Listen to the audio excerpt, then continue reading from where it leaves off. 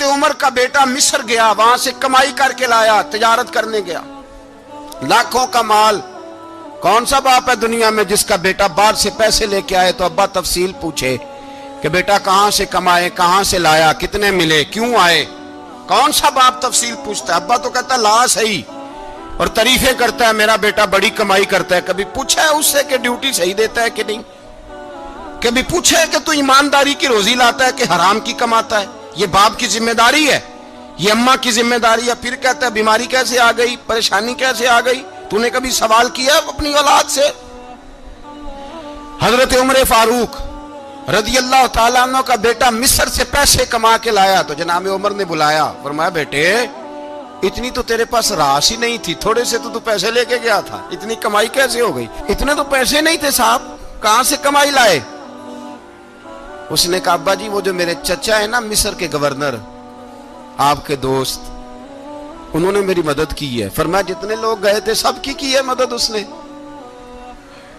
کہا نہیں صرف میری کی۔ فرمایا تیری کیوں کی؟ تیری کیوں کی؟ کہا حضور آپ کے دوست ہیں۔ فرمایا چپ کر، حضور انہوں نے مجھے اتنے پیسے دیے، میں نے کاروبار میں ڈالے تو نفع آیا تو میں ان کی رقم دے کے۔ فرمایا خاموش ہو جا، باقی جتنے لوگ گئے تھے سب کی مدد کی اس نے؟ کہا نہیں حضور صرف میری کی۔ فرمایا اس نے تیری مدد نہیں کی، اس نے خلیفہ کے بیٹے کی مدد کی، اس لیے کہ وہ خلیفہ کو اپنے حق میں نرم کر سکے۔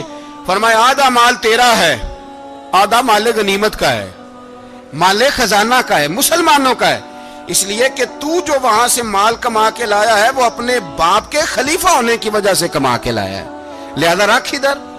یہاں کہتے ہیں کدھر سے آیا، کیسے آیا، کون سا حساب دیں، کیا کریں؟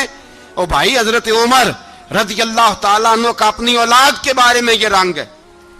ایک جنگ سے نا خوشبو آئی، خوشبو بڑی مہنگی ہوتی تھی، عرب میں خوشبو آج بھی بڑی مہنگی ہے، وہ زیادہ استعمال کرتے ہیں۔ میری باتوں کی سمجھ آ رہی ہے میرے بھائیوں؟ بڑی مہنگی خوشبو تھی۔ جب وہ خوشبو آئی تو حضرت عمر نے کہا، گھر میں پہلے پہنچی حضرت عمر کے، چونکہ زیادہ عورتیں استعمال کرتی تھی گھر کے اندر خوشبو، مرد بھی لگاتے تھے۔ حضرت عمر نے اپنی بیوی سے کہا، آپ کی زوجہ تو تھی وہ بڑی خوشبو کو پسند کرتی تھی۔ حضرت عمر نے اپنی زوجہ سے کہا کہ خوشبو لاؤ، میں نے ایک عورت کی ڈیوٹی لگائی ہے، وہ خوشبو تول کے نا تو بھائیسا برابر صحابہ میں بانٹ دے گی۔ تو آپ کی زوجہ کہنے لگی کسی بی بی کی ڈیوٹی لگانے کی کیا ضرورت تھی، میں جو موجود تھی میں بانٹ دیتی ہوں تول کے بھائیسا برابر۔ آپ نے فرمایا نہیں تو رہنے دے، وہ فلانی بی بی بانٹے گی۔ کہا حضور میں نے بھی بانٹنی ہے، میرے پہ کچھ حق ہے؟ آپ نے فرمایا نہیں، تو تفصیل نہ پوچھ، تو خوشبو دے دے، کوئی اور بانٹے گی۔ خاتون خانہ تھی نا، کہنے لگی نہیں مجھے بھی آج آپ کو بتانا ہی پڑے گا کہ کوئی جو بانٹ سکتی ہے تو میں کیوں نہیں بانٹ سکتی؟ زوجہ کہتی عمر نے بات کی تو میری چیخیں نکل گئی۔ حضرت عمر فرمانے لگے جب تو خوشبو بانٹے گی نا تیرے ہاتھوں کو بھی لگے گی، تیرے دوپٹوں کو بھی لگ جائے گی۔ اگر رب کریم نے مجھ سے سوال پوچھا کہ عمر خوشبو تو مسلمانوں کی تھی، تیری بیوی کے دوپٹے کو کیوں لگ گئی، تو میں اللہ کے حضور کیا جواب دوں گا؟ اگر اللہ نے یہ سوال کیا کہ تیری بیوی نے کیوں لگائی، وہ تو حصہ تھا مسلمانوں کا، تو نے تیری بیوی نے کیوں لگائی؟ تو فرمایا میں نہیں چاہتا کہ اللہ کے حضور مجھے اور تجھے باز پرس ہو، لہذا کسی اور کو بانٹنے دے۔ زوجہ روئی اور تڑپ کے کہنے لگی عمر مجھے لگتا ہے صبح قیامت بھی تیری بیوی ہونے کی وجہ سے اللہ مجھے جنت عطا فرما دے گا، تیری زوجہ ہونے کی برکت سے۔ بھائی یہ معیار رکھا، خدا کی قسم ایسا شخص تاریخ میں دوبارہ نہیں آیا۔ اتنا بڑا آدمی، اتنا بڑا شخص، اتنا بڑا آدمی، اور پھر رنگ یہ ہے کہ عمر 22 لاکھ مربع میل کا حکمران، 22 لاکھ، اور کھجور کے درخت کے نیچے مٹی کا ڈھیلا لے کے سو گئے ہیں، پرواہ کوئی نہیں، کوئی مسئلہ ہی نہیں۔ 2 غلام ساتھ بیٹھے تو ایک روٹی حضرت عمر نے گھر سے منگوائی، تھوڑا سا سرکہ، تو غلام کہنے لگے ہم نے بھی کھانی ہے۔ فرمایا کوئی حرج نہیں، روٹی کو پیٹ بھر کے کھانا ضروری تو نہیں، 3 حصوں میں بانٹ لیتے۔ ایک آدمی آیا ہوا تھا مصر کا رہنے والا ملنے کے لیے، اس نے پوچھا عمر کدھر ہے، تو کہا وہ ادھر جاؤ مسجد میں بیٹھے ہوں گے، اور واپس آیا تو کہنے لگا وہاں تو 3 غلام بیٹھے ہیں۔ ایک روٹی بانٹ بانٹ کے کھا رہے ہیں, لگتا ہے کئی دنوں سے روٹی نہیں ملی. کہا 3 غلام تو کوئی نہیں, وہاں 2 ہی تھے, تیسرے تو امیر المومنین تھے. اس نے کہا نہیں نہیں, 3 غلام ہیں, کپڑے بھی ایک طرح کے پہنے ہوئے ہیں, بلکہ 2 کے تو پھر صحیح ہیں, تیسرے کے تو زیادہ ماڑے ہیں. کپڑے بھی ایک طرح کے, کھانا پینا بھی ایک طرح کا, اور ان کا نشست برخاست بھی ایک طرح کی ہے, لہذا کوئی فرق نہیں. حضرت ابو ہریرہ کہتے ہیں میں لے کے آیا, اور جناب عمر کو جب میں نے کچی زمین میں تامت سمیٹ بیٹھے دیکھا تو میں رو پڑا. میں نے اس مصر سے آنے والے کو کہا تو اس کے جلوے دیکھ, اگر اس کی ذات میں اتنا حسن ہے تو محمد عربی کا مقام کیا ہوگا. یہ مقام غور ہے, مقام غور.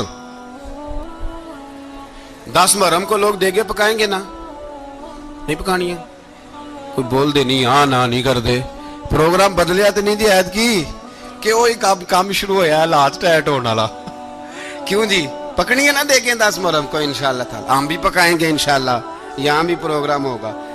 تو 10 محرم کو جو دیگ پکنی ہے تو ایسا نہیں ہو سکتا کہ 1 محرم کو حضرت عمر کے نام کی بھی کوئی پک جائے. اگر امام حسن حسین کے نام کی دیگیں پکیں تو جو امام حسن حسین کے سے پیار کرنے والے ہیں, جو امام حسن حسین سے, ہم لوگوں نے بھی عجیب رٹا اپنایا ہے نا, ہم لوگ بات کا ایک پہلو دیکھتے ہیں دوسرا نہیں دیکھتے. حضرت امام حسن اور حسین کو بھی نبی پاک نے شہید کہا, اور جناب عمر کو بھی رسول اللہ نے خود شہید فرمایا. فرمایا شہید ہے, خود فرمایا اپنی زبان سے کہ یہ شہید ہے, خود میرا عمر شہید ہے. تو ان کے نام کی دیگ نہیں پکنی چاہیے, اس طرف نہیں ہماری توجہ ہونی چاہیے.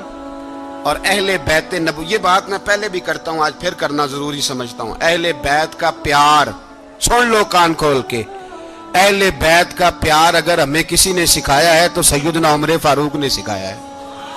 اہل بیت نبوت کی محبت اگر کسی نے سکھائی ہے تو کس نے سکھائی ہے, بول کے بتائیے. حضرت عمر نے. اہل بیت کا پیار ہمیں حضرت عمر نے بول کر کے سکھایا ہے. بھائی یاد رکھیں, کسی کی طاقت نہیں تھی دم مارنے کی حضرت عمر کے سامنے, طاقت ہی نہیں تھی. کیسر و کسرا کانپ جاتے تھے, جرت ہی نہیں کرتے تھے حضرت. اور ہمارے تو تعلقات بڑے ہیں نا غیروں سے. حضرت ابو موسیٰ اشعری رضی اللہ تعالیٰ عنہ فرماتے ہیں میرا منشی سائی تھا,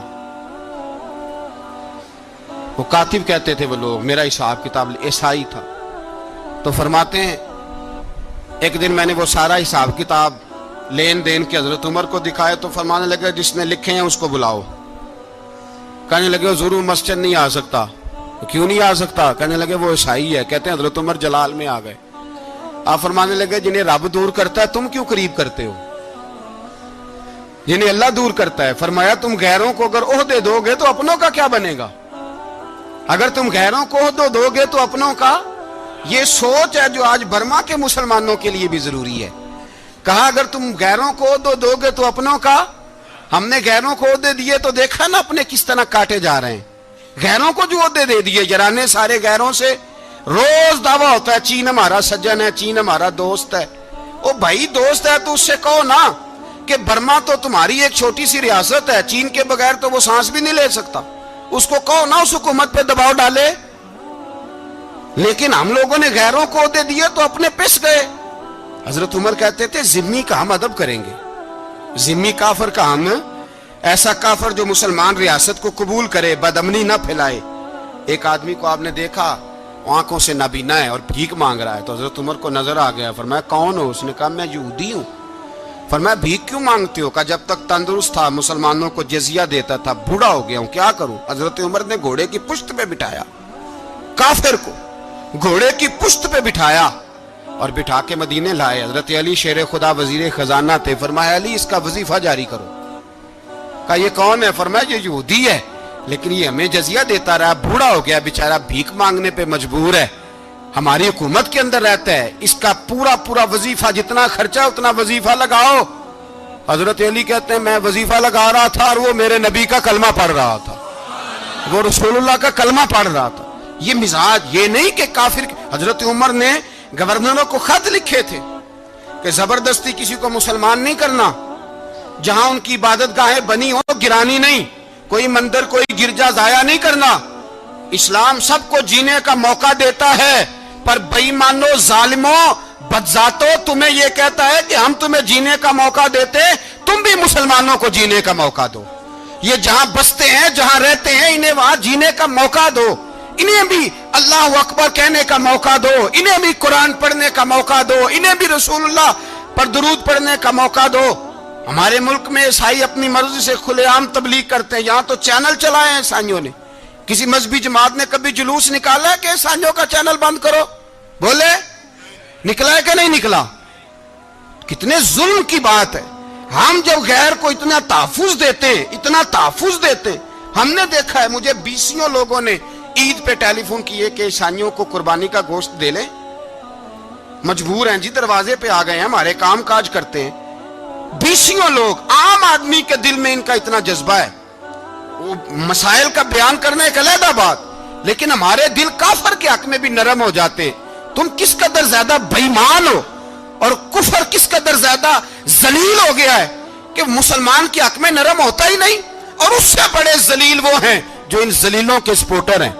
वो किसी अरब मुल्क के हुक्मरान हो या किसी और जगह के, वो बड़े जलील है जो इन जलीलों के सपोर्टर हैं, जो बर्मा की बच्चियों के कत्ल पर अपनी हुकूमतें चमका रहे हैं।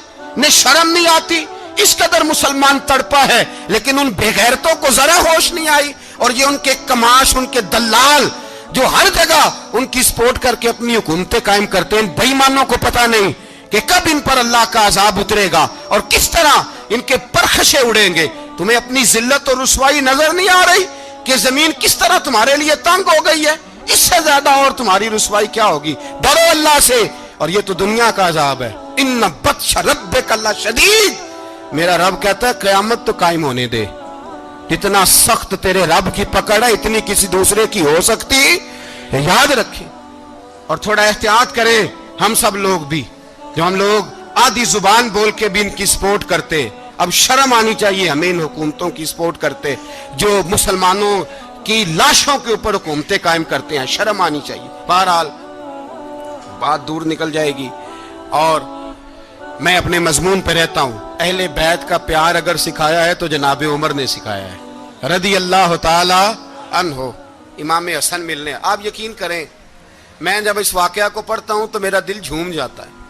मैं कहता हूं यार, डाडा होना अपनी जगह पे, इश्क होना अपनी जगह पे, इंसान का बावकार होना अपनी जगह। जहां खड़े होना था वहां ये खड़े होते थे, और जहां झुकना था वहां ये इन लोगों में इकबाल ने कहा था, तेरी निगाह नाज से दोनों मुराद पा गए, अकले गियाबो जुस्तजू इश्के हुजूरो इस तरह। जहां अगर आया है सामने कैसरो किसरा तो उमर जैसा दलेर कोई नहीं। अगर सामने आया ईरान का बादशाह तो उमर जैसा तगड़ा कोई नहीं। अगर आया है सामने गुस्सान का बादशाह तो उमर जैसा आदिल कोई नहीं।